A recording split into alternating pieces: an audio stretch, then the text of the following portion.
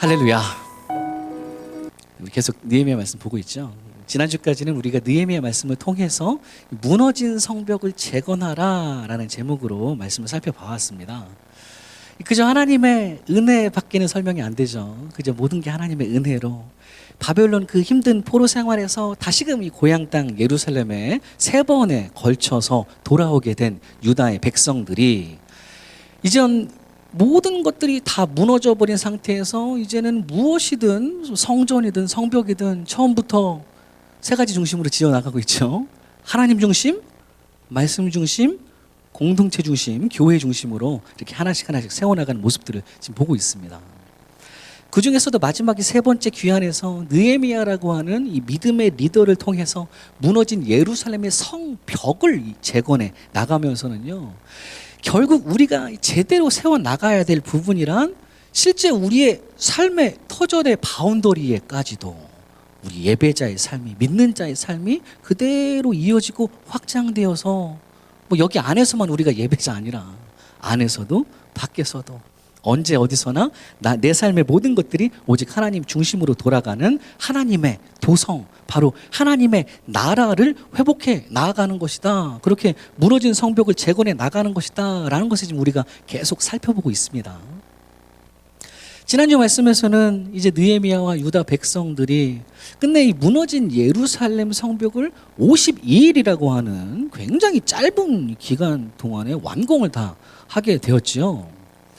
그러나 이 성벽 공사가 성벽만 이렇게 다 지었다고 여전히 외부의 공격과 또 내부의 약함이 사라진 거는 아니라고 그랬습니다. 이건 계속 죽을 때까지 현재 진행형이죠. 계속 진행형입니다. 주님 오시기 전까지는 계속 진행형이에요. 그러니 우리가 세워나가야 되는 하나님의 도성 역시도 이 성벽 한 번 쌓는 거로 끝나는 거 아니라, 이 가정 한 번 만들어 놓고 이 교회 세워놓고 끝나는 거 아니라요. 정말 중요한 관건이란 이거 우리가 어떻게 제대로 지켜나가느냐 하는 것이 우리에게 정말 중요한 관건이다 그랬습니다. 그러면서 지난 주일에 이 느헤미야, 그러니까 성벽 공사를 완공한 직후에 바로 초점을 맞추었던 3가지 부분을 우리가 살펴봤었죠. 표를 다시 정리해보면 이래요. 끝까지 지켜나갈 하나님의 도성은 가장 먼저 하나님 중심의 예배자부터 세워나가는 느헤미야였었고요. 그리고 또 하나님을 경외하는 진실된 리더들을 이렇게 세워주고 있는 모습이었고, 그리고 멀리 어디 막 보이지도 않는 저기를 짓는 거 아니라 내 집 맞은편이라고 그랬습니다. 우리 집 앞에서부터 지어나가야 되는, 가장 지금 있는 그 자리에서 맡겨진 곳을 우리가 지켜나가야 된다. 하나님의 나라로 지켜나가야 된다라는 거 봤습니다. 이제 오늘 말씀 역시도요, 느헤미야가 성벽 공사를 마무리한 이후에 그리고 대체 또 어떤 부분에 초점을 맞추면서 이 유다 백성들과 함께 하나님의 도성을 계속 지켜나갔는지를 좀 살펴볼 건데요. 오늘 이 8장과 9장 말씀이 바로 느헤미야의 개혁 운동이 이제 본격적으로 시작되는 바로 그 부분입니다. 개혁이라고 하는 거, 개혁주의 교회에서 상당히 많이 듣는 말인데 제가 상당히 많이 즐겨하는 말인데요. 개혁이라고 하는 거는 영어로 하면 reform입니다. reform이에요. re는 이제 뭐 다시 한다는 거고요. form은 이제 뭐 틀, 뭐 판 이런 걸 얘기하죠. 그러니 지금의 잘못된 방향으로 흘러가는 잘못된 판을, 잘못된 틀을 다시 고쳐서 원래대로 제대로 계속 바꿔 나가려는 움직임이 바로 이 개혁이라는 겁니다. 우리 교회처럼 종교 개혁으로부터 시작되는 이 개혁주의 신앙을 계속 이어나가려고 하는 우리 교회 같은 교회에서는 반드시 우리 안에 늘 명심하고 있어야 되는 것이 바로 이 개혁, reform이라는 겁니다. 우리가 연약하니까 맨날 잘할 수는 없잖아요. 그죠?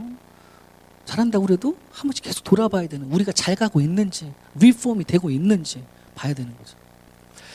성경에서 우리 믿음의 선조들이 먼저 실행해 나갔었던 이 여러 가지 리폼, 이 개혁 운동들을 살펴보면요, 성경에서 말씀하는 것은 상당히 많이 비슷합니다. 다 비슷해요, 모양들이. 특별히 오늘 본문의 이 느헤미야의 개혁과 우리가 이전에 한번 살펴봤었죠. 유다 왕 요시야의 개혁 운동이요, 많은 부분 상당히 흡사합니다. 하나님의 성전을 말씀 따라 제대로 보수하려던 요시아였죠. 고쳐 나가려고 하는, 보수하려던, 그래서 그렇게 개혁해 나가려고 했었던 이 유다의 유일한 왕이 요시아 왕이었습니다. 그 요시아의 개혁과 이 같은 방향으로 흘러가고 있는 오늘 이 느헤미야의 개혁 운동이에요. 그렇다면 이 성벽 공사를 완공한 느헤미야와 유다 백성들이 이제 하나님의 도성을 계속해서 제대로 지켜나가기 위해서 그들이 포커스를 맞추고 있다는 그들의 개혁 운동을 한번 살펴보면서요, 우리 역시도 이대로 삶의 터전을 하나님의 도성으로 제대로 세우고 또 맡겨주신 그날까지 끝까지 지켜나가시는 저와 여러분 모두가 되시기를 간절히 축원합니다. 두 가지로 볼 건데요. 먼저 느헤미야와 유다 백성들은요, 하나님의 말씀 앞에 함께 모여서 말씀 따라 기쁨으로 지금 초막을 만들고 있습니다. 본문 8장 13절 14절 말씀 보면 이래요. 그 이튿날 뭇 백성의 족장들과 제사장들과 레위 사람들이 율법의 말씀을 밝히 알고자 하여 학사 에스라에게 모여서 율법에 기록된 바를 본즉 여호와께서 모세를 통하여 명령하시기를 이스라엘 자손은 일곱째 달 절기에 초막에서 거할지니라 하였고, 여기 학사 에스라라는 사람은요, 느헤미야보다 3차 귀환의 리더 느헤미야보다 한 13년 정도 먼저 유다 백성들을 이끌고 2차로 이 땅에 돌아온 사람이죠. 그래서 그 두 번째 귀환의 목적 그대로 잊혀져 가던 하나님의 말씀을, 율법책의 말씀을 성전 안에서 또 어디에서든 굳게 세워나가려고 했었던 학사, 성경학자이자 제사장입니다. 그리고 이제 느헤미야가 성벽을 완공할 때까지도 그와 함께 지금 있었던 거고요. 그때에도 계속해서 하나님의 말씀을, 성경 말씀을 이 백성들에게 가르쳐 왔었던 바로 학사 에스라라고 하는 인물입니다. 이런 에스라에게 뭇 백성의 족장들과 이 제사장들과 레위 사람들이, 그렇게 유다 백성들 중에 이제 리더라고 하는 사람들이, 지도자들이라고 하는 사람들이 율법의 말씀을 밝히 알고자 한다라는 정말 아름다운 이유로 지금 에스라에게 모이고 있다라는 겁니다. 여기서 말씀을 밝히 알고자 한다라는 건요, 더 깊이 깨달아가고자 한다, 또 더 제대로 집중해 나가고자 한다, 이런 의미입니다. 이런 귀한 모습, 하나님의 말씀을 더 깊이 알고자 한다는 그런 귀한 모습이요, 사실은 바로 그 전날부터도 이렇게 하나님의 말씀에 집중하고 말씀을 깨닫고자 하는 이 개혁의 움직임이 이미 이스라엘 자손들 가운데 시작되고 있었습니다. 앞서 8장 1절 말씀을 가보면 이래요. 이스라엘 자손이 자기들의 성읍에 거주하였더니 일곱째 달에 이르러 모든 백성이 일제히 수문 앞 광장에 모여 학사 에스라에게 여호와께서 이스라엘에게 명령하신 모세의 율법책을 가져오기를 청하매. 이 모습이 바로 성벽 공사가 완공된 직후에 이스라엘 자손들 가운데 나타나는 지금 모습들입니다.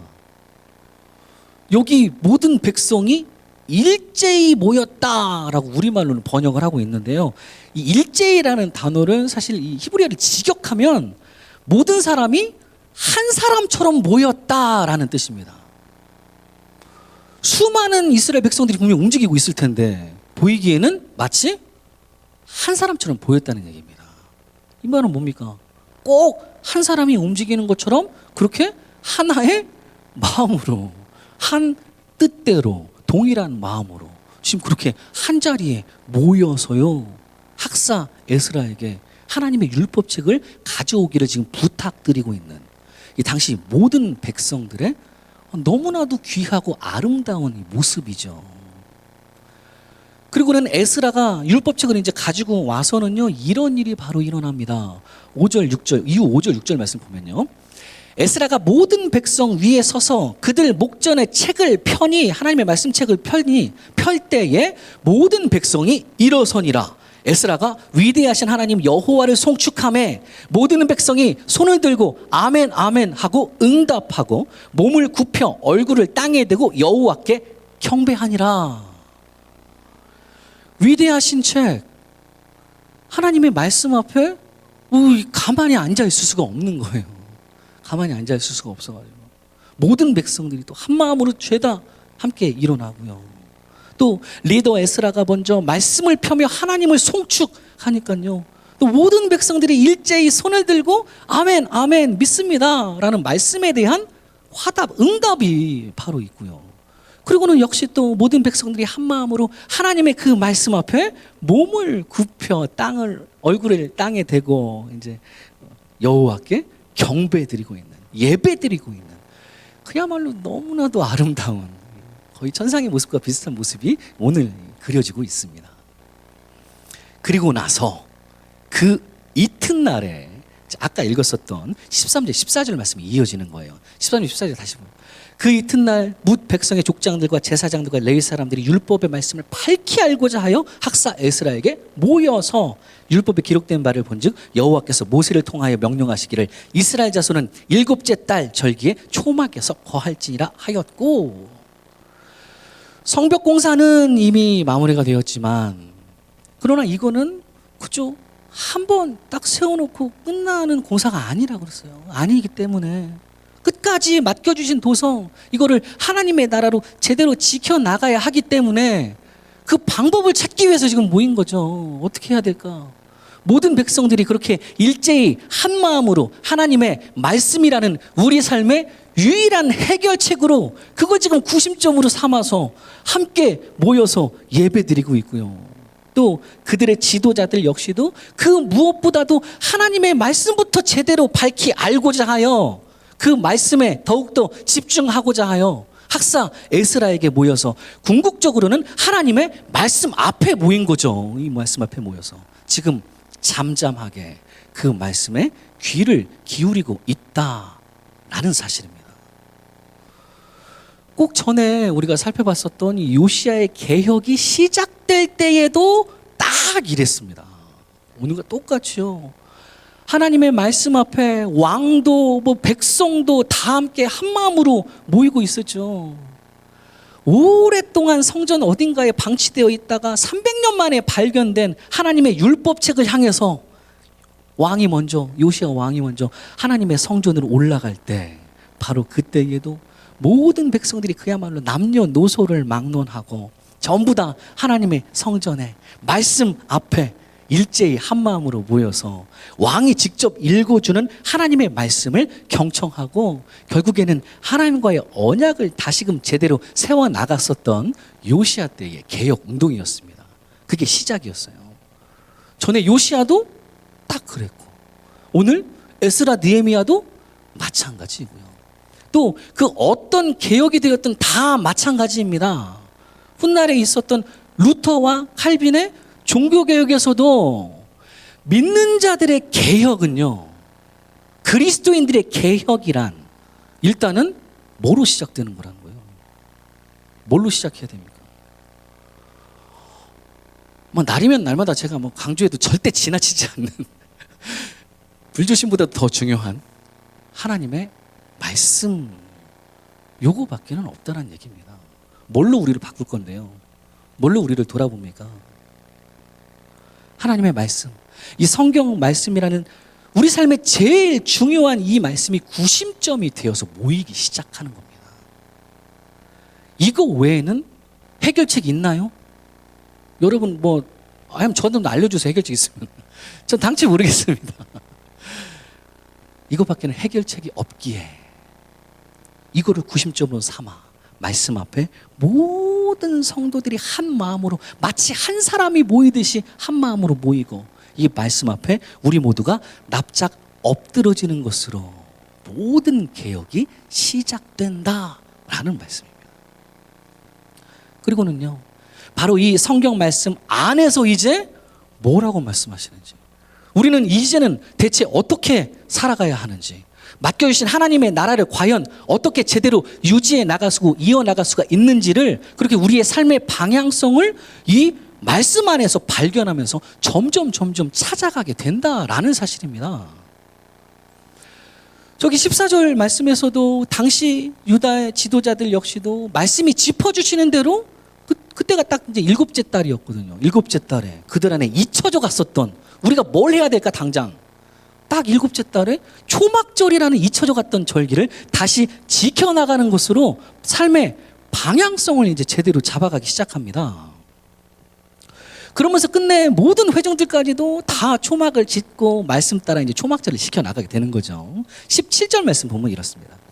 사로잡혔다가 돌아온 회중이 다 초막을 짓고 그 안에 거하니 눈의 아들 여호수아 때로부터 그날까지 이스라엘 자손이 이같이 행한 일이 없었으므로 이에 크게 기뻐하며 라고 말씀하십니다. 전에 요시야 왕이 율법책을 통해서 어떤 절기를 지켰습니까? 할렐루야, 깜짝 놀랐네. 유월절이라는 절기를 그때 지켰습니다. 요시야 때는, 개혁할 때. 유월절, 그때는요, 언제부터 언제까지 유월절이 안 지켜졌었냐면, 사사시대부터 왕정시대, 그 요시야 때까지 오랜 시간 동안 잊혀져가지고 다 까먹고 살아왔던 유월절이라는 것을 요시야가 다시금 말씀 따라 지켜나가기 시작했었는데요. 오늘 에스라 느헤미야 백성들은 그보다 훨씬 더 긴 시간입니다. 사사시대보다 훨씬 전인 여호수아 시대 때부터 또 왕정시대보다 훨씬 더 늦게 있는 지금 에스라 느헤미야 시대까지 정말 이 긴 시간 동안 제대로 지켜진 적이 없었던 이 초막절이라는 절기를요, 말씀 따라서 그때부터 다시 지켜나가기 시작했다라는 말씀입니다.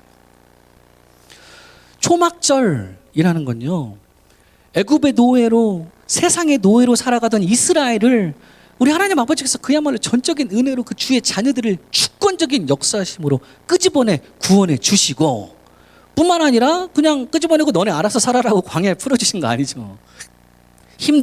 이어지는 힘든 광야 생활 중에도 초막을 짓고 살아갈 바로 그때에도 우리 하나님께서는 구름 기둥으로, 불 기둥으로, 만나와 메추라기로 언제나 그렇게 보호해 주시고 날마다 먹여 주시고 늘 동행해 주셨던 그 임마누엘의 하나님의 그 크신 은혜를 기억하면서요, 예전처럼 7일 동안 이제 초막을 짓고 그 안에서 살아가면서도 우리의 구원자 되시는 여호와 하나님 앞에서 그 은혜만큼은 우리가 절대 잊지 말자. 그 은혜와 사랑만큼은 제대로 힘들어도 마음에 새기면서 이 힘든 초막 생활 중에서도 늘 기뻐하고 즐거워하는 날이 바로 이 초막절이라고 하는 절기입니다. 그러니 초막절이라고 한다면 한마디로 정리하면요, 힘든 초막 생활 중에서도 하나님의 은혜는 늘 내게 있기에 나는 뭐 할 수 있다? 기뻐할 수 있다, 이겁니다.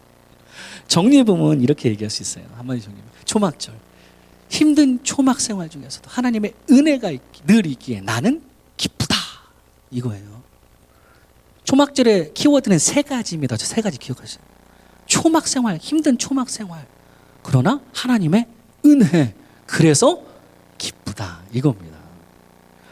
이렇게 귀한 의미의 초막절이, 문제는 그 옛날 여호수아 때부터 오늘 본문의 이 날까지 정말 굉장히 오랜 사사시대도 지나가고 왕정시대도 다 지나갔던 그 시기까지도 제대로 지켜지지를 않았다라는 게 문제죠. 그렇게 초막절도 다 까먹고 살아가고, 초막절을 까먹는다는 얘기는 뭘 까먹는다는 거예요? 자꾸 하나님의 은혜가 자꾸 없어집니다. 하나님의 은혜 자꾸 까먹어요.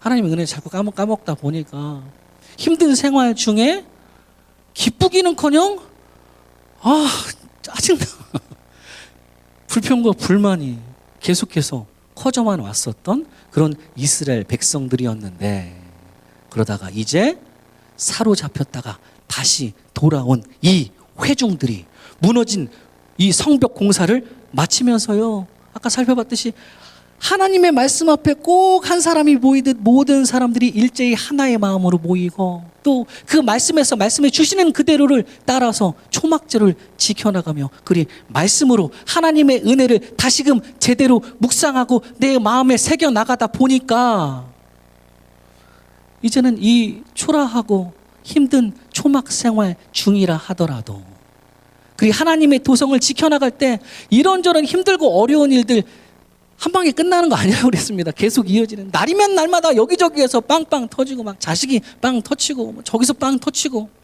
빵빵 터지는 이 힘든 초막 생활 중이라 하더라도 우리 하나님의 은혜는 이전에도 그랬고 지금도 그렇고 앞으로도 영원토록 나를 감싸주시면서 말씀으로 늘 인도해 주시는 나의 유일한 힘이 되어 주시기 때문에 주 여호와는 나의 힘이시라 나의 발을 사슴과 같게 하사 나를 나의 높은 곳으로 다니게 하시리로다 라는 이 말씀이 지금 내게도 능력의 말씀이 되어 주시기 때문에 힘들어도 그냥 기뻐하는 정도가 아니라 아까 말씀드린 17절 말씀처럼 크게 기뻐할 수 있었다라는 사실입니다. 할렐루야. 이것이 바로 이 본문의 느헤미야와 유다 백성들이 하나님의 도성을 계속 지켜나가면서 포커스를 맞추고 있었던 개혁의 그 첫 번째 모습입니다. 말씀 앞에 함께 모여 힘든 삶 속에서도 하나님의 은혜로 인해 기뻐하라. 이 말씀으로 지금 우리의 모습 역시도 먼저 점검해 가면서 이 말씀 그대로 따라갔으면 좋겠습니다.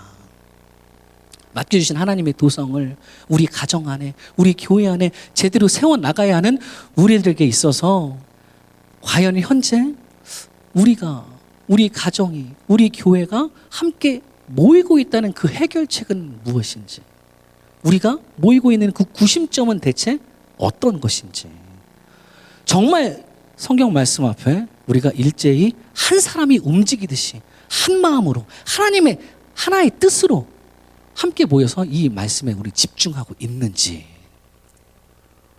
아니면 혹 다른 것들에 뭐 인간적인 것들에 아니면 다른 관심사에 성경 아닌 것들에 각자의 소견에 옳은 대로 끼리끼리만 모이고 있는 것은 아닌지 또 이 힘든 생활, 이 힘든 세상 초막살이 중에서도 우리는 과연 말씀으로 늘 내게 보여주시는 그 크신 하나님의 은혜와 사랑으로 말미암아 나는 지금 행복한지 나는 기쁜지 행여 하나님의 은혜를 자꾸 계속 까먹어 가다가 보니 그렇게 까먹어 가는 거 있는 것은 아닌지 그러다 내 안에 하나님에 대한 원망과 불평과 불만들만 자꾸 커져가고 있는 것은 아닌지 나 자신을 또 우리의 가정을 우리 교회를 돌아보시면서요 바라기는 오늘 이 에스라 느헤미야와 유다 백성들의 모습처럼 우리 역시도 하나님의 말씀 앞에 함께 모여서 힘든 삶 속에서도 오직 하나님의 은혜로 말미암아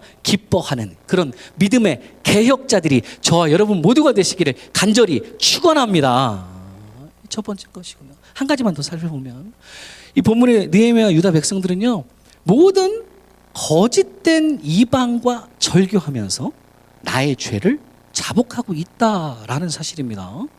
이후 본문 9장 2절 말씀 가보면 이렇게 말씀하세요.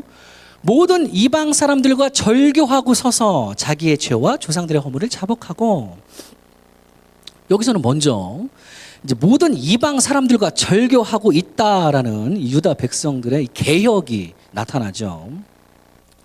앞서 느헤미야 말씀에서도 자주 살펴봤듯이 이 예루살렘 성벽을 재건해 나가는 공사를 할 때 또 재건하고 난 이후에도 줄곧 이 도성을 위협하고 힘들게 하고 위협했던 세력이라고 한다면 바로 악한 이방의 세력들이 있었죠. 그리고 이 이방 사람들은요 그냥 외부에서만 공격하는 것이 아니라 자꾸 내부도 막 흔들어 놓죠. 유다 내부도 막 흔들어 놔서 막 혈연으로 결혼해가지고 막 동맹들을 막 만들어 놔서 특별히 이 귀족들 높은 사람들 유다 귀족들하고 동맹을 막 만들어 놔가지고 그렇게 하나님의 도성을 안팎에서 참 힘들게 만들었던 이 대표적인 인물들이 악한 이방 민족들이었습니다.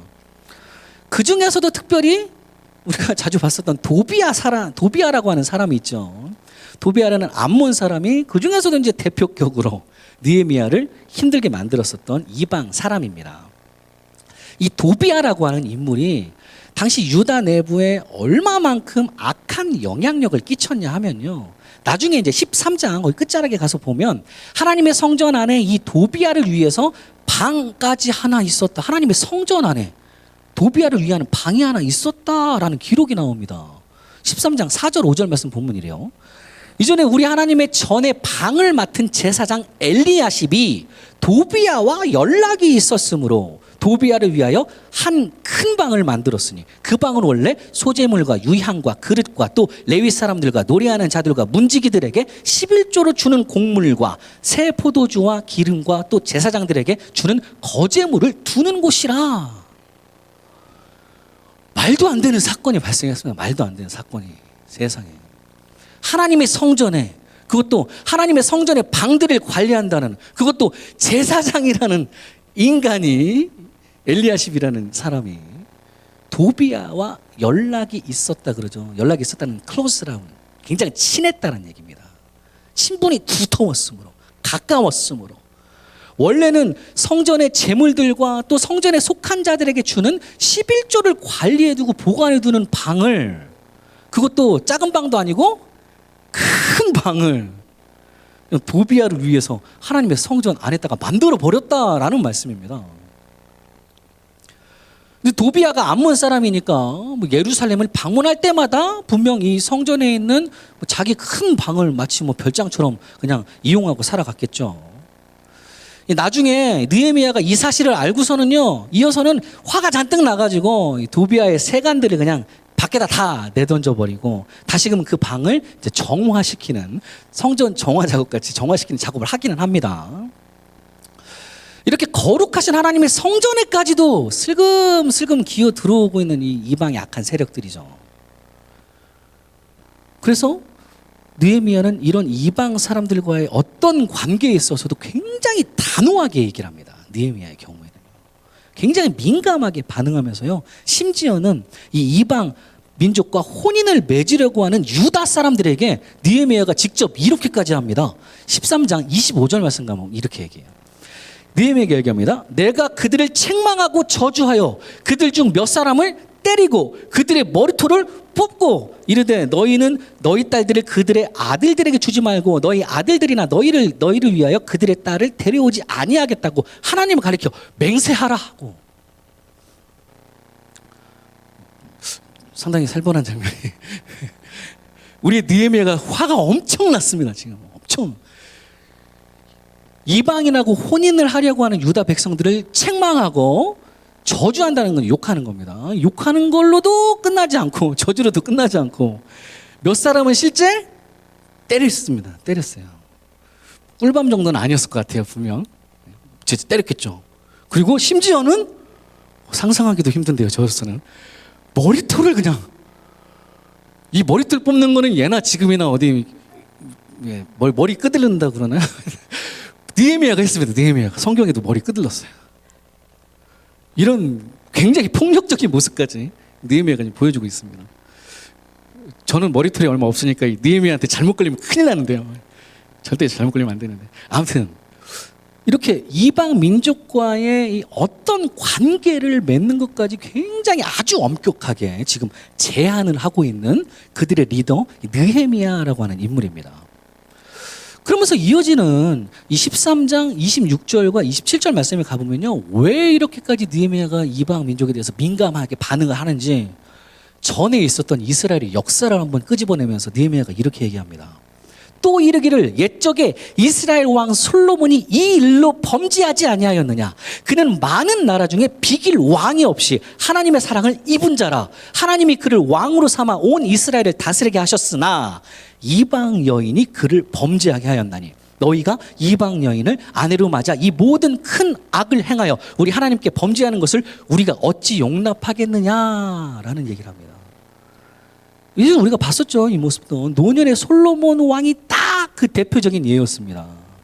1000명이나 되는 이방 여인들의 그 나뭇가지들, 치마폭을 너무 그냥 피하지를 못하고 거기에 걸려서 넘어져서 그 여인들을 너무 사랑한 나머지 하나님께서 2번씩이나 나타나셔 말씀하셨다 그러죠, 솔로몬에게. 그런데도 하나님에게는 말씀에 그냥 귀를 틀어막고 안 들어버립니다. 하나님께는 순종하지를 않으면서 실제로 모압과 암몬과 에돈, 시돈, 헷이라고 하는 이방 민족들의 그 추악한 신들을 다 따라갑니다. 솔로몬. 그런 솔로몬의 추락의 역사가 분명 이스라엘 가운데는 있었다라는 거죠. 뭐 솔로몬뿐만입니까? 많습니다. 되게 많습니다. 성경에 보면 이런 이스라엘의 역사가. 요즘 새벽에 우리가 계속 큐티 말씀으로 살펴보고 있는 사사 시대도 꼭 이랬죠. 약속의 땅에 남겨두었었던 가나안 이방 족속들을 이들을 쫓아냈어야 되는데 쫓아내지 못했죠. 안 왔습니다.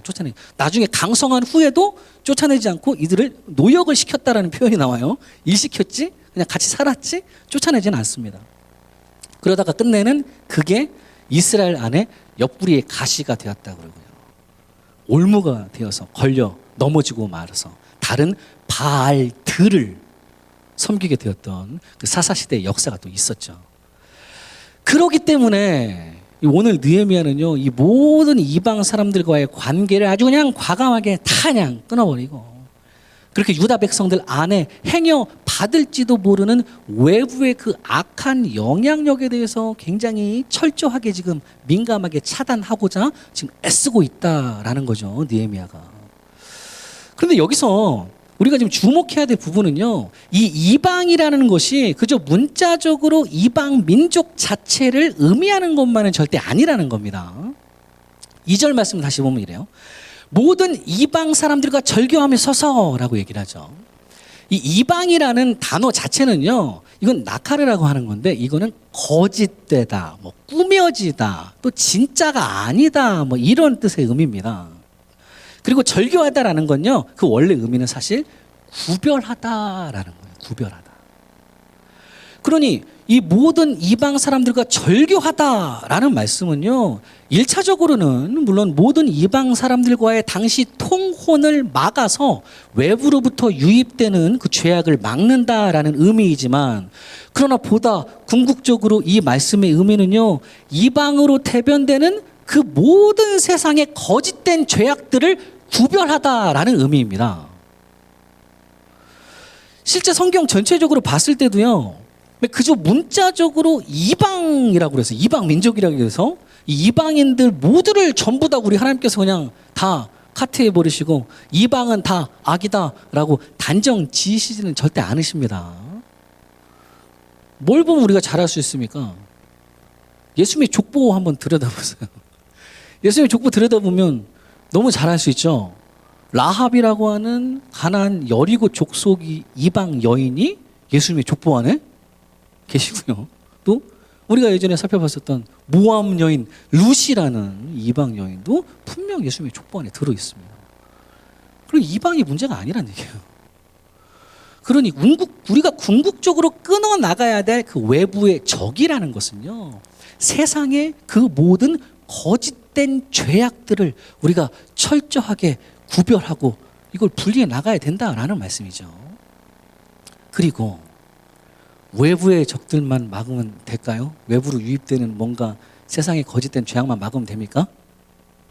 여기서 중요한 것은요, 그저 외부의 거짓된 것만 끊어내야 될 우리의 유일한 것이 아니라는 사실입니다. 사실 뭐가 더 문제입니까? 저만 그렇습니까?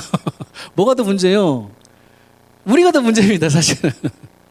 내부적인 내 죄악 역시도 결코 만만치가 않다라는 사실입니다. 저기에서도 말씀하시듯이 죄악이라는 게 사실 그 시작부터 그렇죠. 선악과 얘기를 생각하시면 될 것 같아요. 선악과를 먹으라고 거짓되게 밖에서 유혹하는 뱀이라는 외부적인 죄악이 분명히 있는 게 사실이지만, 그러나 실제로 그 선악과의 열매를 따먹은 창본이는 정작 우리 내부적인 나의 죄악 때문에 그거 먹음직도 하고 보암직도 하니까 따먹어버린 거 아니겠습니까? 그러니 그저 외부적인 악만 탓할 게 아니라요, 외부적인 죄악만 차단할 게 아니라 물론 제대로 차단해야 될 마땅합니다. 그러나 반드시 내 안에 있는 나의 죄악 역시도 우리는 제대로 돌아보고 나를 바꿔나가야 한다라는 말씀입니다. 기본적으로 일단은 나의 잘못, 내가 병이죠. 내가 병입니다. 2절 말씀, 실은 이 두 가지를 다 말씀하고 있는 부분이죠. 다시 읽어보면 이래요. 모든 이방 사람들과 절교하고, 이건 이 외부적인 죄악을 얘기하는 거고요. 그리고 자기의 죄와 조상들의 허물을 차복하고, 이 두 가지 분명하게 말씀하십니다. 앞에 것만 얘기하지 않으세요. 두 번째, 사실은 두 번째 거가 더 깁니다. 그 뒤에 내용 보면. 외부적인 것뿐만 아니라 동시에 내 안에서도 내 죄와 우리의 허물 역시도 자복하면서 그렇게 하나님 앞에 회개하면서 우리 속의 죄악들 역시도 이거 제대로 끊어나가야 되는 작업이 바로 이들의 개혁이라는 말씀입니다. 이전 요시야 왕의 개혁 내용도 꼭 이 두 가지 부분을 다 정화하고 있는 작업을 진행하고 있었죠. 먼저 오늘 이 느헤미야 때와 마찬가지로 느헤미야 때 이 이방 사람 도비아의 집이 성전 안에 버젓이 있듯이 요시야 때는 뭐가 있었습니까? 더했어요. 이방 신들이 막 바알과 아세라 막 이런 거짓된 온갖 이방 신들이 하나님의 성전 안에까지 버젓이 존재하고 있었던 요시야 당시에 요시야가 이거 다 그냥 다 모조리 다 쫓아내 버리죠. 그러면서 성전 정화 작업을 시작합니다. 외부에서 들어온 거 다 드러내 버리고 그와 동시에 그것만 하고 끝납니까? 아니죠. 요시야는요 율법책의 말씀을 듣자마자 곧 자신의 옷을 찢어버려요. 그렇게 그간 하나님의 말씀을 나 역시도 까맣게 다 잊어버리고 살았던 그런 자기 자신 안에서의 죄악을 통회하고 회개하는 내 안에서의 정화 작업도 분명히 동시에 진행되고 있었다라는 말씀입니다. 그리고 사실 이 둘 중에서요 오늘 느헤미야 말씀에서는 첫 번째보다 두 번째 부분인 내 안에서의 죄악을 자복하고 회개하는 부분에 대해서 좀 더 구체적으로 더 자세하게 묘사하고 있다는 사실이에요. 이어지는 3절 말씀 보면 이렇게 얘기하죠. 이날 낮 4분의 1은 그 제자리에 서서 그들의 하나님 여호와의 율법책을 낭독하고 낮 4분의 1은 죄를 자복하며 그들의 하나님 여호와께 경배하는데 이런 표현. 물론 그 앞에서도 뭐 금식하고 뭐 이런 것들이 나오죠. 여기서 낮 4분의 1이라는 이 시간은요 하루가 몇 시간입니까? 24시간. 낮과 밤을 나누면 낮은 몇 시간? 대답하셔야 돼요. 우리 한인소망교회는 절대 치매가 없는 교회입니다. 이거 대답하셔야 돼요. 낮이 12시간이죠. 반절 딱 12시간. 그러면 12시간에 낮 4분의 1이라고 한다면 4로 나누면 12시간에 4로 나누면 오 할렐루야 절대 없습니다. 우리 한인교회는 3시간입니다. 3시간. 낮 12시간에 4분의 1로 해서 3시간을 얘기하는 거예요. 그렇게 지금 처음 3시간 동안은 제자리에 모든 백성들 서갖고요 하나님의 율법책을 지금 낭독하고 있고 그리고 이어서 또 3시간 동안은 자기의 죄를 자복하면서 그렇게 하나님 앞에 3시간 동안이나 아주 그냥 철저하게 힘들게 회개하면서 지금 경배를 드리고 있다라고 하는 느헤미야와 유다 백성들의 개혁의 내용들입니다. 이것은요 외부의 거짓된 죄악들을 제거해 나가는 작업 물론 진행되어야 되겠지만 그것도 중요하지만 실제로 우리 내부의 내 안에서의 죄악들을 제거해 나가는 작업들이 사실은 이게 더 힘들고 더 어렵다는 사실입니다. 그렇게 밖에서 잘못된 거 고쳐나가는 그런 개혁에 비해서 실제로 내 안에서의 잘못된 것들을 고쳐나가는 개혁이 정말 얼마만큼 힘들고 고된 작업인지를 아주 제대로 보여주고 있죠. 몇 시간 동안 합니다 지금.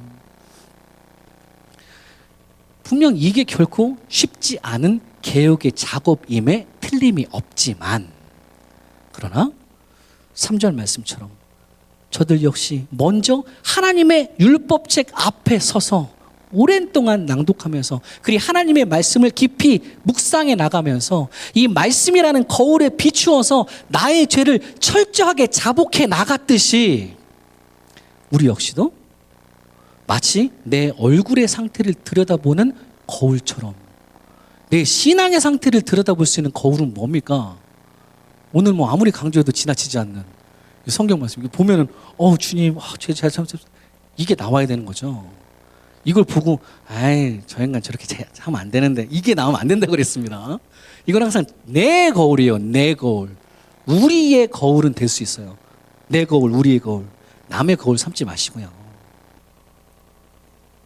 내 얼굴의 상태를 바라보는 거울처럼 내 신앙의 상태도 여실히 드러내 보여주시고 나의 죄악을 그대로 보여주시는 성경 말씀이라는 이 거울로 늘 나 자신을 비추고 돌아보면서 내 안에 잘못된 모습 바꿔나가고 철저하게 회개하는, 그리 나를 정화해 나가는 작업을 먼저 진행해 나갈 때 마침내 살아 운동력이 있는 하나님의 말씀이 친히 나를 고치시고 또 우리 안팎의 모든 거짓된 죄악들을 정화시켜 주셔서 우리가 믿음의 개혁자들로 끝까지 맡겨주신 우리의 가정이라는, 우리의 교회라는 하나님의 도성을 제대로 지켜나갈 수 있도록 주의 선하심과 인자하심이 우리를 반드시 붙잡아 주실 줄로 확신합니다. 사랑하는 우리 한인소망교회 성도님들, 오늘은 평생토록 귀한 하나님의 도성을 지켜나가려는 이 느헤미야와 백성들의 개혁 운동을 우리가 살펴봤습니다. 표로 정리해보면 그 두 가지로 이거죠. 하나님의 도성을 지켜나가는 믿음의 개혁자는 말씀 앞에 함께 모여 힘든 삶 속에서도 하나님의 은혜로 인해 기뻐하라 라는 거. 그리고 두 번째는 거짓된 죄악들을 우리 안팎에서 제거해 나가며 그 말씀이라는 거울로 나부터 정화해 나가라. 아무쪼록 이렇게 주께서 친히 맡겨주신 이 귀한 하나님의 도성을 우리의 삶의 터전 속에서 제대로 잘 세우고 또 맡겨주신 시간 동안에 끝까지 잘 지켜 나가시는 이 시대의 믿음의 개혁자들이 저와 여러분 모두가 되시기를 간절히 축원합니다.